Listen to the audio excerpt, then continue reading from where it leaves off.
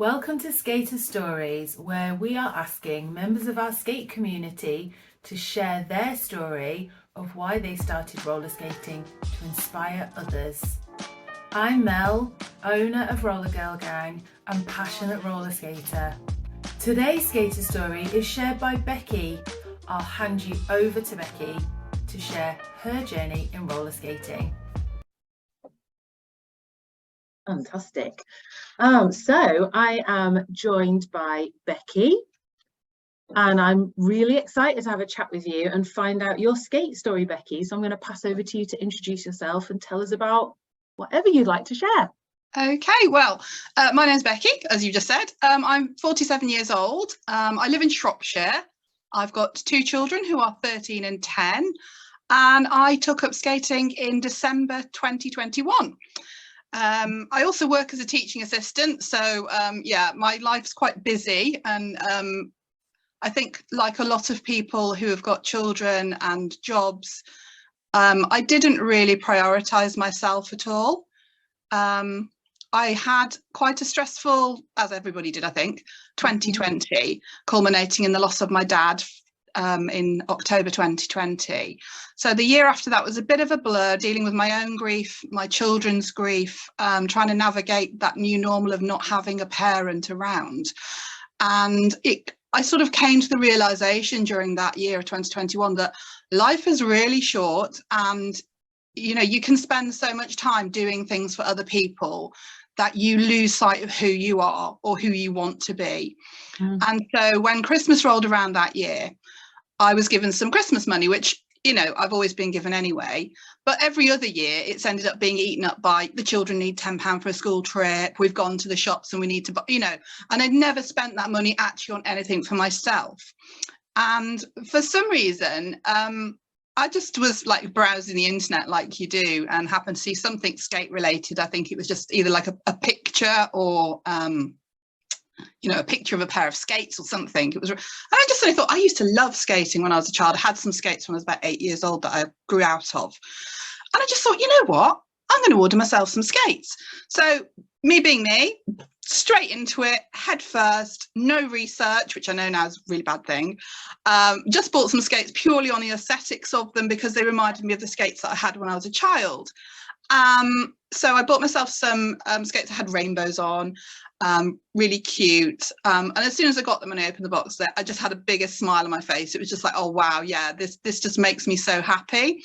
Yeah, and that was the start of it, really. As I said, didn't do any research, so they didn't really fit me properly. Probably weren't the best skates for a beginner, but they got me started. And so I went a couple of days later down to my local skateboarding shop, because there's some really friendly guys down there.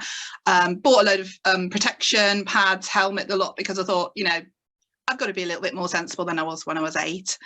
And I decided to, just go for it, really. Found a couple of places local to me where they were doing skating, and just went along.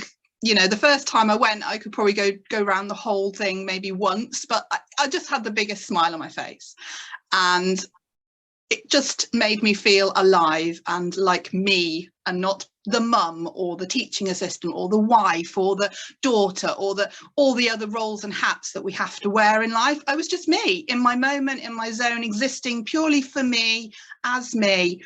And that was amazing. I've suffered I've got anxiety disorder, and I've suffered depression on and off through my life.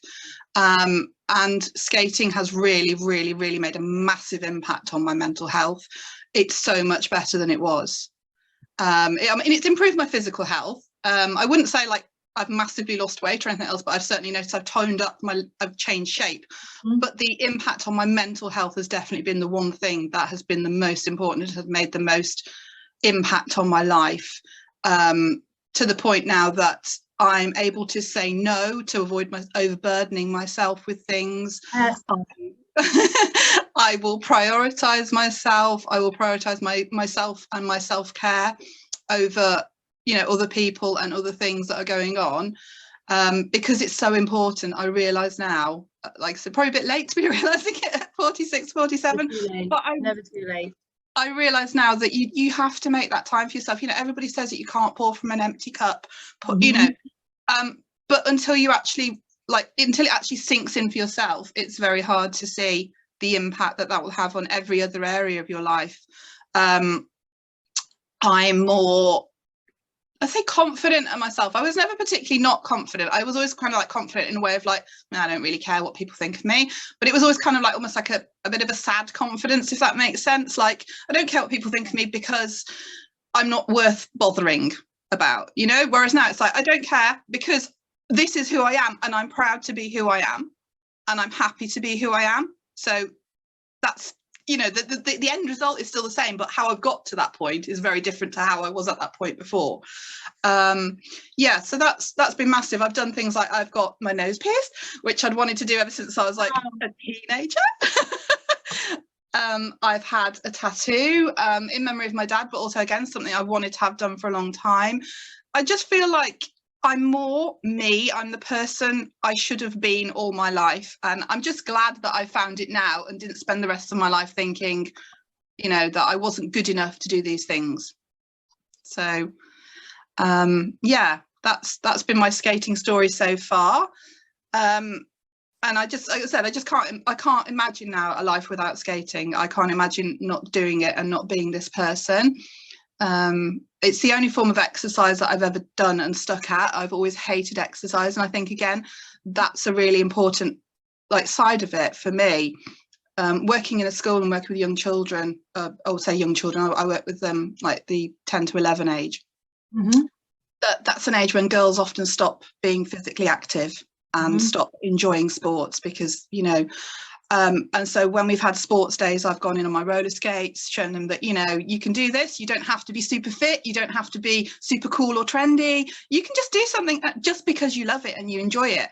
And I think that's a really important message to get across to people of all ages, from like, you know, children right up to, you know, grown adults and older people, that just do it because you want to do it, not because society's going, oh, that's for kids, or oh, that's for thin people, or oh, that's for, you know, men or whatever. You can do the thing. You don't have to be perfect at it. Do the thing.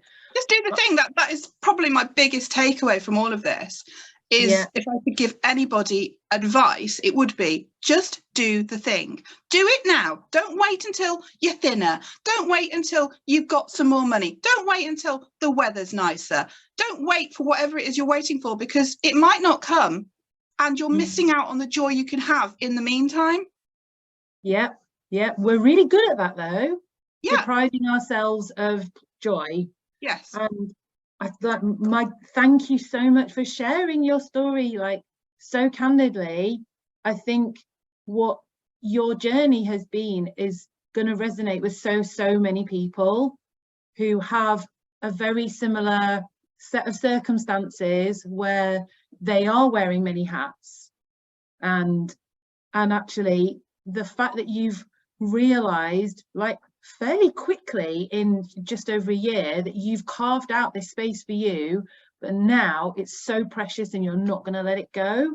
Absolutely. Yeah. And by carving out and creating that space for yourself, you have more energy, more love, more joy, more of everything for everybody else, because you take care of yourself first.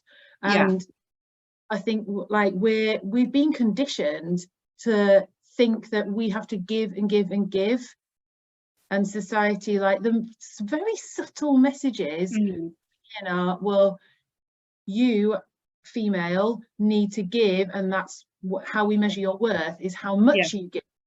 And actually, like you said, we can't just keep giving, because we've got nothing left.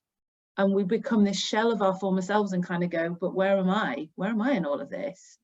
Yes, absolutely. It's that thing of being, you know, you and only being allowed to take up space if you fit that box. And I can't be doing with that. I don't, you know, I don't feel that things should be kept purely for the young, or the, you know, the conventionally attractive or whatever. And obviously I'm not putting those people down. There are people out there who are beautiful people, who are conventionally attractive, and they are also beautiful, you know, inside and out, and they obviously deserve to take up just as much room as anybody else. But it shouldn't purely be about those people being allowed to take up room and the rest of us being pushed to the sidelines.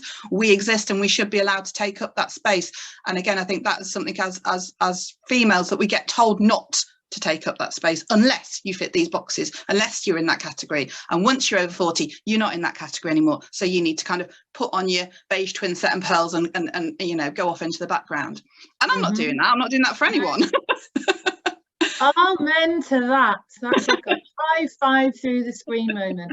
And no, we should not be doing that. And like we're in a position, and you're in a position in school where you can affect so many more young people and pass on that positive message and hopefully mitigate some of what they're consuming through other channels and other means. Like, oh, it's so important.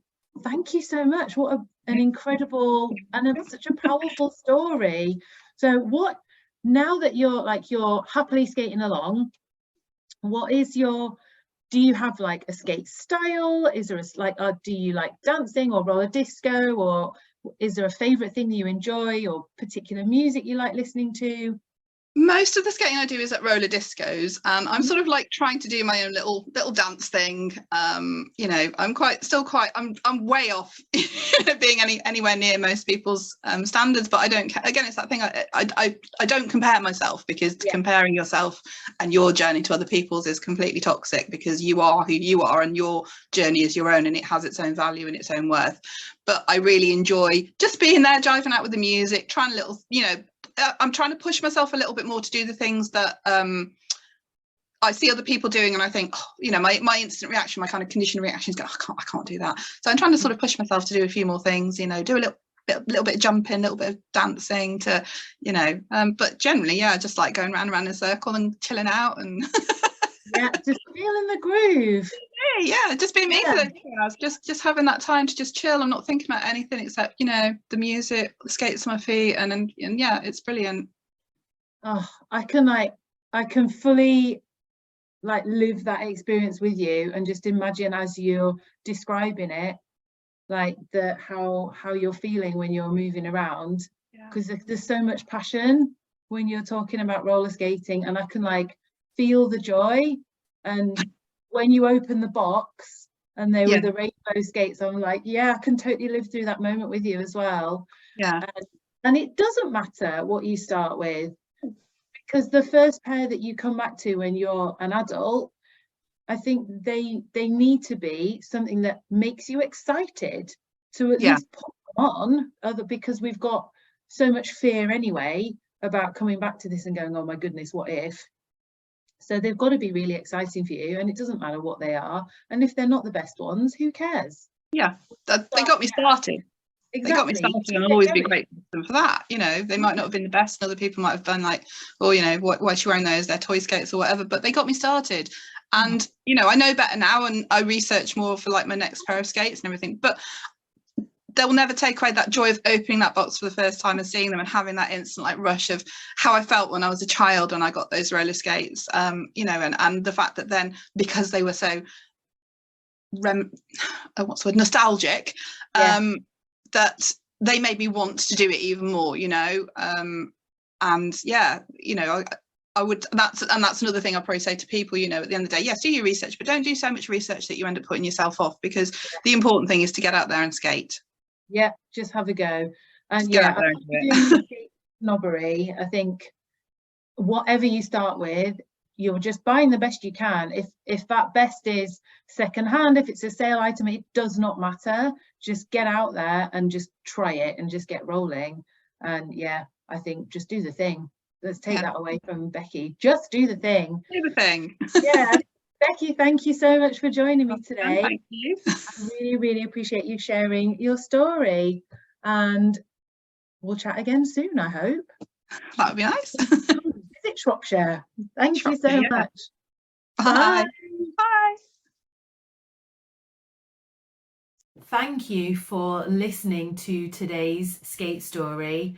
I hope you find it as inspiring and uplifting as I did.